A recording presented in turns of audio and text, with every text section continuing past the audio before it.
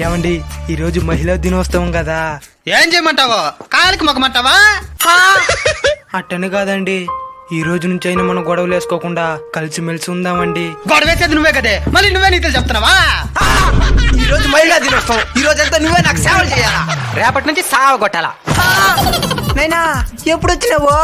ఇప్పుడే కదా వస్తుండేది, చూస్తే తెల్లా? అమ్మెక్కడా? ఈ రోజు అంతర్జాతీయ మహిళా దినోత్సవం కదా. తెల్లారితో గుడికి తీసుకొని పోయి, మళ్ళీ అట్నే షాపింగ్ తీసుకొని పోయి, మళ్ళీ సినిమాకి తీసుకొని పోయే, రెస్ట్ తీసుకొని ఇంట్లోకి తెలిసి వచ్చిన. చూసి నేర్చుకో. ఏంది నేర్చుకునేది? అదంతా మన దగ్గర ఎక్స్పెక్ట్ చేయబాక, గుద్దితే గోడ కతుక్కుంటావు. చూడు నేను ఎడదిడుతున్నాడా వాడు అందుకే కదమ్మా ఇంకా దరిద్రుడిగానే ఉండేది. ఇంట్లో ఆడది ఎంత ఆనందంగా ఉంటుందో ఆ ఇల్లు అంత అభివృద్ధి చెందుతుంది.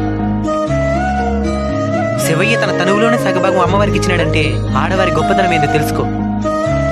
ఇక మీట నా భార్యని కంటతడి రాకుండా చూసుకుంటాం మావా. అంతర్జాతీయ మహిళా దినోత్సవ శుభాకాంక్షలు.